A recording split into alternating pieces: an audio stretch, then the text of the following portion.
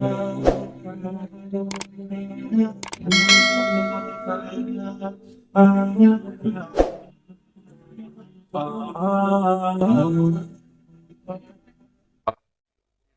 کہ یہ ہے کیا؟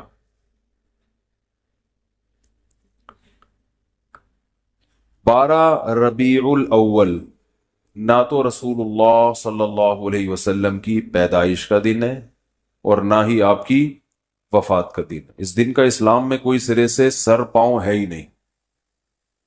سمجھ رہے ہیں؟ کچھ بھی نہیں ہے یہ.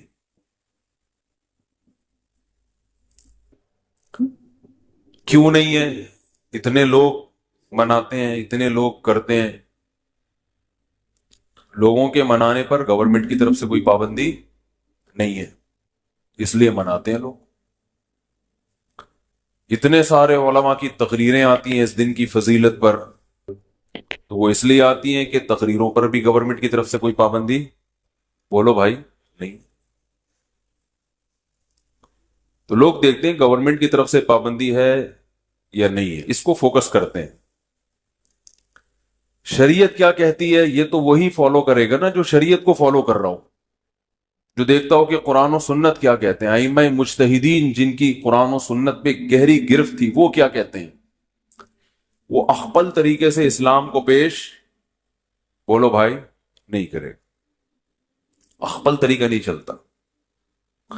آج بہت سے معاملات میں پتہ ہی نہیں چل رہا ہے کہ ان کا لائف اسٹائل یا ان کا مذہب ہے کیا.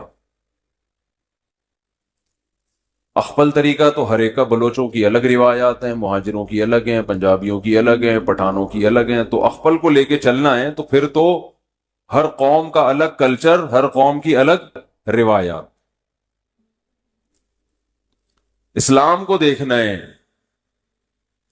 تو پہلے میں 12 تاریخ کے بارے میں آپ کو بتا دوں. ہمارے پاس جو دلائل ہیں وہ سب سے پہلے قرآن ہے. ایسا ہی ہے نا؟ الحمد سے لے کے والناس تک پورے قرآن میں کہیں بھی نہیں لکھا ہوا کہ نبی صلی اللہ علیہ وسلم 12 تاریخ کو پیدا ہوئے تھے. آپ کہہ سکتے ہیں تو بہت سی چیزیں نہیں لکھی، تو چلو جو نہیں لکھی وہ پھر حدیث میں آتی ہیں. احادیث ہم دیکھتے ہیں تو کوئی ایک صحیح روایت بھی، صحیح حدیث بھی اس بارے میں نہیں ہے کہ آپ صلی اللہ علیہ وسلم 12 ربیع الاول کو پیدا ہوں. آپ کو معلوم ہے آج کل انگریزی تاریخوں سے عربی تاریخ اور عربی سے انگریزی نکالنا آسان ہے یا نہیں؟ آپ اپنی ڈیٹ آف برتھ لکھیں، گوگل سے پوچھیں کہ جس دن میں پیدا ہوا اس دن اسلامی تاریخ کیا تھی، گوگل بتائے گا کہ نہیں بتائے گا؟ گوگل بتا دے گا بھئی یہ بن رہی ہے. ایک دن کا فرق اس میں ہو سکتا ہے 29 اور 30 کی بیس پہ، یا مفتی منیب صاحب کی وجہ سے یا پشاور کی وجہ سے ایک آدھ دن کا فرق، بولو بھائی، ہو سکتا ہے. اس سے زیادہ نہیں ہوگا. اتنی بات پر پوری امت کا اجماع ہے، صحیح احادیث سے ثابت ہے کہ آپ صلی اللہ علیہ وسلم ربیع الاول میں پیدا ہوئے اور پیر کے دن پیدا ہوئے. اب میں ریاضی کی کیلکولیشن میں جاؤں گا تو بہت لمبا ٹائم ہو جائے گا، تو ریاضی دان سے پوچھ لیں آپ. تو جس سال آپ صلی اللہ علیہ وسلم کی پیدائش ہوئی وہ آپ کی وفات سے 63 سال پہلے تھا. راجح قول کے مطابق 63 سال کی عمر میں آپ صلی اللہ علیہ وسلم کا انتقال ہوا. اور اس سے پچھلے سال آپ نے جو حج کیا وہ حج جمعے کا دن تھا، تو جمعے کے دن 9 ذی الحجہ. اور اس سے اگلے سال آپ صلی اللہ علیہ وسلم کی وفات ہوئی ربیع الاول میں. تو کیلکولیشن کرنا آسان ہو گیا کہ نہیں ہو گیا؟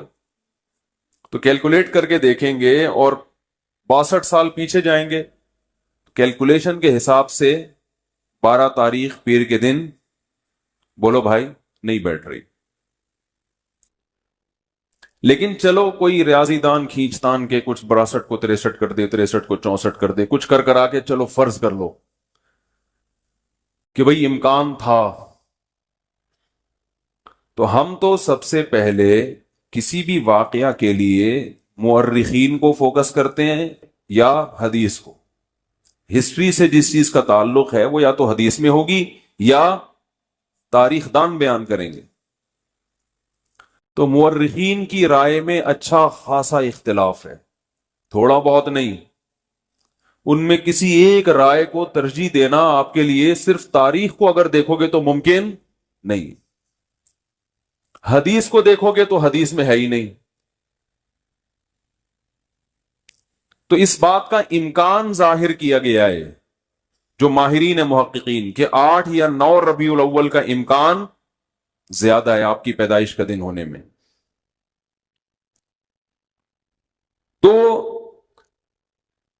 ویسے بھی ایک بات ذہن میں رکھیں کہ اسلامی تاریخ میں جو بہت اہم ترین واقعات ہوتے ہیں جن کا ہماری پریکٹیکل لائف سے تعلق ہو، دو چیزیں ہوں، واقعہ اہم اور ہماری عملی زندگی سے تعلق، تو ایسے واقعے کی تاریخ یاد رکھنا یہ اسلام کی ذمہ داری ہے. بات آ رہی ہے سمجھ میں؟ یہ کس کی ذمہ داری ہے؟ اسلام کی، کیونکہ اس پہ عمل ہے. مثال کے طور پر رمضان کا چاند نظر آتے ہی اسلام آرڈر دیتا ہے کہ آپ نے کیا کرنا ہے؟ روزہ رکھنا ہے. اب ماہرین بھول گئے کہ یہ والا مہینہ ربیع الاول ہے، شوال ہے کہ رمضان ہے، کیلکولیشن کر رہے ہیں، بوکھلا گئے. مورخین کا اختلاف ہو گیا کہ یار یہ رمضان ہے کہ شوال ہے کہ ذی قعدہ ہے کہ ذی الحجہ ہے. تو ہمارے روزے کہاں گئے؟ بولو بھائی، روزے گئے. اب شک کو شبہ کے ساتھ روزہ رکھیں گے کہ یار پتہ نہیں یہ رمضان ہے بھی کہ نہیں ہے. آپ کہہ سکتے ہیں پہلی تاریخ میں تو اختلاف ہوتا ہے کہ فرض رمضان ہے یا نہیں. اس اختلاف کا شریعت نے حل بتا دیا. الصوم یوم یصوم الناس، جس تاریخ کو لوگ سمجھیں کہ پہلی ہے تو وہ کیا ہے؟ پہلی ہے. جس تاریخ کو لوگ سمجھیں کہ پہلی نہیں ہے تو وہ کیا ہے؟ وہ نہیں ہے. اور حکومت کو کا فیصلہ کیا بنا دیا اس میں؟ معتبر. اس کو یوم شک کہا جاتا ہے جس میں انسان کو تردد ہو، تو گورنمنٹ کو یہ اختیار حاصل ہے کہ وہ فیصلہ کر دے. لیکن رمضان ہی مشکوک ہو جائے کہ پتہ نہیں ہے کہ نہیں، یہ الزام کس پہ جائے گا؟ اسلام پہ، معاذ اللہ اللہ پہ، کہ اللہ نے رمضان کے روزے تو فرض کر دیے لیکن رمضان کی اللہ نے حفاظت نہیں کی. تاریخیں گول مول ہو گئی ہیں، گڑبڑ ہو گئی ہیں. آپس میں اتنے فرقے بن گئے کہ ان فرقوں کی وجہ سے اب تاریخ کا ہی نہیں پتا چلتا کہ یہ رمضان ہے یا شوال ہے. بیچ میں اتنے فرقے پیدا ہو گئے. تو اللہ نے وہ تمام چیزیں جن کا انسان کی پریکٹیکل لائف سے تعلق ہے ان کی تاریخوں کی حفاظت کس کے ذمے ہے؟ اللہ کے ذمے ہے. وہ کبھی دائیں بائیں نہیں ہو سکتے، کیونکہ پوری امت نے ایک دن رمضان یعنی رمضان کے مہینے میں روزے رکھنے ہیں نا. پتہ چلا جی ان کا رمضان کوئی اور ہے، ہمارا رمضان کوئی اور ہے، اور ہم کنفیوز ہو گئے اصل رمضان کون سا ہے. تو یہ حفاظت کون کرتا ہے؟ حج ذی الحجہ میں ہوتا ہے. تو ذی الحجہ جب آتا ہے تو ہمیں پوری امت کا اجماع ہے کہ ذی الحجہ جب آئے گا تو واقعی وہ ذی الحجہ ہی ہوگا، کیونکہ اس کے تواتر کے ساتھ اس کی حفاظت کی گئی ہے. اس میں اختلاف نہیں پیدا ہونے دیا اللہ نے، جیسے قرآن میں اختلاف نہیں ہے. پوری امت کا قرآن ایک ہے یا نہیں ہے؟ گرین کیا وائٹ کیا، زور سے آمین آہستہ آمین، جتنا بھی لبرل ہوگا بولے گا قرآن یہی ہے. کیونکہ اسی میں اختلاف ڈل جاتا تو پھر ایک عامی آدمی کہتا ہے اللہ مجھے کیا پتا چلے گا کہ تو نے قرآن میں نظر کی حفاظت کا حکم دیا یا نظر اٹھانے کا، کیونکہ اس کے پاس جو قرآن ہے اس میں کچھ اور لکھا ہوا ہے، ادھر کچھ اور لکھا ہوا ہے، پتہ ہی نہیں چلتا. تو پھر یہ اسلام میں ایک فالٹ ہونے کی علامت ہوتی معاذ اللہ کہ یہ فالٹ کس کا ہے؟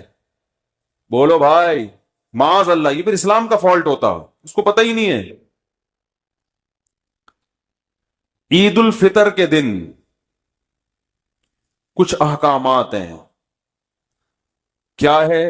روزہ رکھنے کی آپ کو اجازت نہیں ہے. ایک دن اسلامی تاریخ میں ایسا بھی آتا ہے، اس دن آپ کو غسل کرنا ہے. جو پورے سال نہیں نہائے ہوتے وہ سروس کرواتے ہیں اپنی. اس دن آپ نے مسجد میں آنا ہے، تکبیر کہنی ہے، 2 رکعت پڑھنے ہیں، شکرانے، عید مبارک. تو وہ پوری امت کا اجماع ہے کہ وہ کون سی شوال ہے؟ فرسٹ. اس میں اللہ نے اختلاف نہیں ڈالا. کیوں فرسٹ ہے؟ ایسا نہیں کہ کسی فرقے کے نزدیک 5 شوال ہے، کسی فرقے کے نزدیک 6 شوال ہے، کسی فرقے کے نزدیک 3. یہ چیزیں اتنی تواتر کے ساتھ بیان کر دی گئی ہیں کہ اس میں اللہ نے ذمہ داری لیے گویا کہ میں اس میں امت میں اختلاف پیدا نہیں ہونی. تو بیسک ہے نا، بیسک میں ہی ہو گیا تو یہ عامی آدمی غیر مسلم تو پاگل ہو جائے گا. اگر تمہارا تہوار کون سا میں تو یہ سمجھ میں نہیں آ رہا، کیا خیال ہے؟ وہ تو پاگل ہو جائے گا نا. اسلام کے 5 ارکان ہیں، ان میں نماز ہے، نمازوں کے اوقات میں اختلاف نہیں ہے. اختلاف اگر ہے بھی تو افضلیت کا. سب کو پتا ہے ابھی ظہر کا وقت ہے، ساری دنیا میں جب یہ ٹائم آئے گا تو کون سا وقت ہوگا؟ ظہر کا. تو جو بیسک چیزیں ہیں جن کا ہماری پریکٹیکل لائف سے ان تاریخوں کا تعلق، اور قرآن میں اللہ نے فرمایا قل ہی مواقیت للناس والحج، چاند کی جو منزلیں ہیں ہم نے لوگوں کے عبادتوں کے اوقات کے لیے متعین کر دی ہیں. چاند کا گھٹنا بڑھنا، 12 مہینے، یہ سب چونکہ اسلامی عبادتوں کا ان سے تعلق ہے. تو اگر 12 ربیع الاول کے دن اسلام کا کوئی حکم اس دن سے وابستہ ہوتا کہ نبی کی پیدائش پہ تم نے یہ کرنا ہے، تو اس پیدائش کے دن میں اللہ کوئی کنفیوژن نہ رکھتا، وہ تمام امت کا اتفاق ہوتا. بخاری مسلم کی صحیح حدیثیں ہوتی تواتر کے ساتھ کہ آپ صلی اللہ علیہ وسلم 12 تاریخ ہی کو پیدا ہوئے ہیں، جبکہ ہمیں اس بارے میں ایک حدیث بھی صحیح بولتے کیوں نہیں بھائی؟ اب لوگ مجھے کہتے ہیں اس کی کیا دلیل ہے کہ ایک بھی صحیح حدیث نہیں ہے. جو دعویٰ کرتا ہے دلیل اس کے ذمے ہوتی ہے، جو انکار کرتا ہے دلیل اس کے ذمے بولو نہیں ہوتی. میں نے 70 بھائی کو 1 لاکھ روپے دیے، وہ پی گئے. اللہ معاف فرمائے کوئی 70 بھائی بیٹھے ہوں تو ان کے علاوہ کی بات کر رہا ہوں. وہ میرے خلاف عدالت میں کیس کیا، میں نے ان کے خلاف عدالت میں کیس کیا، انہوں نے 1 لاکھ روپے لیے ہیں. 70 بھائی نے کہا نہیں لیے. عدالت گواہ کس سے مانگے گی؟ دلیل مجھ سے کہ تم نے جو دیے اس کی کیا دلیل ہے. میں عدالت سے کہتا ہوں اس سے پوچھو اس نے نہیں لیے، اس سے دلیل مانگو. تو نہیں لینے کی کوئی دلیل دے سکتا ہے؟ عدالت کیا گواہ پیش کرو کہ تم نے نہیں لیے. میں کہوں گا بھائی سارا دن 24 گھنٹے کون میرے ساتھ چپکا رہتا ہے جو دیکھتا رہے کہ میں نے ایک نہیں لیے؟ نہیں لیے، دلیل اس کے ذمے ہے جو دعویٰ کرتا ہے. بھائی اصل تو یہی ہے کہ کسی نے کسی سے پیسے نہیں لیے. جو کہتا ہے کہ لیے ہیں تو اس کے ذمے ہے کہ وہ گواہ پیش کرے. نہیں لینے پہ گواہ نہیں، کسی کام کے کرنے پہ دلائل ہوتے ہیں، نہ کرنے پہ دلیل نہیں ہوتی. کوئی گواہی دے دے گا کہ اس نے نہیں لیے، وہ کہے گا پتہ نہیں بھائی ہو سکتا ہے لے لیے ہوں، مجھے کیا پتا، میرے سامنے نہیں. اس پہ تو گواہی ہوگی کہ میرے سامنے نہیں لیے. باقی چھپ کے لیے ہو، گندے نالے میں بلا کے لیے ہو، W11 میں بلوایا ہو، یا کہیں چھاؤں میں آ کے لیے ہوں، یا پتلی گلی سے میں دیے ہوں، اس کا ہمیں نہیں پتا. تو میں جو یہ دعویٰ کر رہا ہوں کہ 12 ربیع الاول آپ کا یوم پیدائش ہے، یوم وفات، اس پر کوئی صحیح حدیث نہیں ہے. تو جو دعویٰ کرتا ہے نا کہ صحیح حدیث ہے، اس کے ذمے لازم ہے کہ وہ صحیح حدیث پیش کرے. پیش کرے گا تو ہم بتائیں گے یہ صحیح ہے یا کیا ہے، پھر ہم مدعی ہوں گے، پھر ہم بتائیں گے کہ جس کو آپ صحیح کہہ رہے ہو وہ صحیح نہیں ہے. اس پہ یہی اعتراضات ہیں، یہی اشکالات ہیں. تو پہلی دلیل کوئی صحیح حدیث نہیں. دوسری دلیل اگر یہ اس دن میں کوئی عمل ہوتا تو اللہ اس دن کو محفوظ رکھتے. سمجھ رہے ہیں؟ اس میں امت میں اتنا بڑا اختلاف نہ ہوتا. تیسری بات جو میں جلدی مختصر بیان کروں گا، میں پھر میں آیت کی تفسیر کو آج زیادہ فوکس کروں گا. تیسری دلیل یہ ہے کہ دیکھو رسول اللہ صلی اللہ علیہ وسلم نے پیر کے دن روزہ رکھا ہے. صحابہ نے پوچھا آپ کیوں رکھتے ہیں؟ آپ نے فرمایا میرا یوم ولادت ہے. تو آپ نے اپنے یوم ولادت میں روزہ رکھا پیر کے دن، 12 ربیع الاول کو نہیں، 12 کو یا 9 کو یا 8 کو نہیں. کس دن رکھا؟ پیر. حالانکہ آپ صلی اللہ علیہ وسلم کی عادت شریفہ یہ تھی کہ کسی کے یوم ولادت کو آپ کسی بھی لحاظ سے اہمیت نہیں دیتے تھے، لیکن پھر بھی پیر کے دن کو آپ نے اہمیت دے کے روزہ رکھا، جو اپنے مزاج کے خلاف کیا آپ نے یہ کام۔ اس میں یہ حکمت، شاید آپ کو یہ علم ہو کہ میری امت آنے والی ہے جو میرے یوم ولادت کو باقاعدہ تہوار کے طور پہ منانا شروع کر دے گی، تو روزہ رکھ کے آپ نے اس میں تہوار کے کانسیپٹ کو ختم کر دیا، کیونکہ کسی بھی قوم کا روزہ اور تہوار ایک دن میں جمع نہیں۔ رمضان ختم ہوتا ہے تو عید آتی ہے، رمضان میں عید نہیں آ سکتی۔ ارے عید جو ہے، عید جب روزے ختم ہوتے ہیں تو عید ہوتی ہے نا، اور ایسے ختم ہوتے ہیں کہ اس دن روزہ رکھنا بھی حرام ہو جاتا ہے۔ تو یوم ولادت کو آپ نے روزہ رکھ کے بتا دیا کہ اس میں سیلیبریشن کا کوئی تصور نہیں ہے، اس کو سیلیبریٹ نہیں کیا جا سکتا، یہ تہوار نہیں ہے، تہواروں میں روزے نہیں رکھے جاتے۔ عید الفطر تہوار، بقرعید تہوار، جمعے کا دن بھی ایک قسم کا تہوار ہے جس میں سب جمع ہوتے ہیں، تینوں دن میں روزہ رکھنا منع۔ عید کے دن تو حرام، بقرعید میں حرام، شیطان روزہ رکھتا ہے، اور جمعے کے دن حرام تو نہیں ہے، ناپسندیدہ ہے، کوئی پہلے سے رکھتا آ رہا ہے تو رکھے، خاص جمعے کی فضیلت کی بیس پہ روزہ رکھے گا۔ صحیح ہے بخاری مسلم کی حدیث، آپ صلی اللہ علیہ وسلم فرمایا لا تختصوا یوم الجمعۃ بصوم، جمعہ کے دن کو روزے کے ساتھ خاص مت کرو۔ عید کا عنصر ہے نا، نہا دھو کے 2 رکعت پڑھتے ہیں، جمع ہوتے ہیں، خطبہ ہوتا ہے، وہی سارے کام ہو رہے ہیں جو عید میں ہوتے ہیں۔ پیر کے دن آپ نے روزہ رکھا، اس کا کیا مطلب ہے؟ اس میں تہوار یا عید کا تصور ختم، لہذا بھی اس کو عید میلاد النبی بولتے کیوں نہیں؟ کیا ہو گیا؟ عید میلاد النبی نہیں کہہ سکتے اس کو آپ، یہ عید کا دن نہیں ہے، ورنہ روزہ نہ ہوتا۔ دوسرا، اس میں خوشی منانا، تو نبی صلی اللہ علیہ وسلم نے پیر کا روزہ رکھ کے بتا دیا کہ میرے یوم ولادت کو خوشی نہیں منائی جا سکتی، کیونکہ خوشی منانا کھا پی کر کھلا کر ہوتا ہے، روزہ رکھ کے نہیں ہوتا۔ کبھی آپ نے دیکھا شادی ہوئی ہو، یار بہت خوشی ہو رہی ہے، یار کچھ ہو جائے، یہی ہوتا ہے نا، تو آپ فوراً کیا کہتے ہیں؟ یار آج خوشی میں رات کا کھانا چھوڑ دو، بس میں بھی نہیں کھاؤں گا، تم بھی نہیں کھائیں۔ یار تجھے خوشی ہو رہی ہے، غم کو بھابھی کس ٹائپ کی ملی ہے تجھے جو کھانا پینا ہی چھوڑ رہا ہے؟ اسلام نے بھی اس کو فوکس کیا ہے، اسلام دین فطرت ہے نا، اسلام نے بھی خوشی کے موقع پہ کھانا کھلانا رکھا ہے۔ بچہ پیدا ہوتا ہے غم ہوتا ہے کہ خوشی ہوتی ہے؟ فیملی پلاننگ والوں کو تو بہت غم ہوتا ہے کہ 18واں پیدا ہو گیا، لیکن اسلام نے 18ویں بچے پہ بھی عقیقہ رکھا ہے کہ لڑکا ہے تو 2 بکرے، لڑکی ہے تو 1 بکرا۔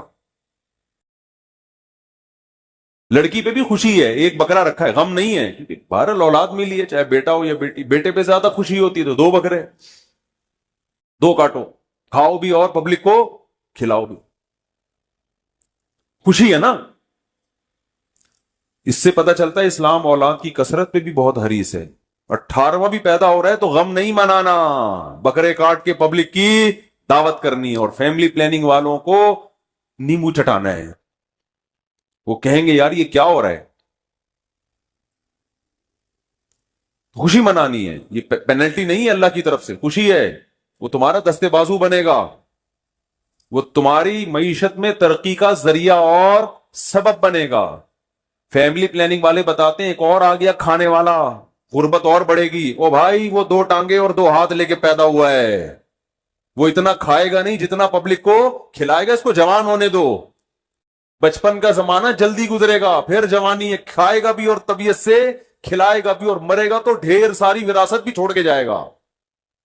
اس لیے معیشت کا یہ اصول جو آپ کو کیلکولیشن بتائی جاتی ہے نا کہ جتنی آبادی بڑھے گی تو وسائل کم ہوں گے، یہ اصول جرمنی میں نہیں پڑھائے جاتے، یورپ میں یہ نہیں پڑھائے جاتے۔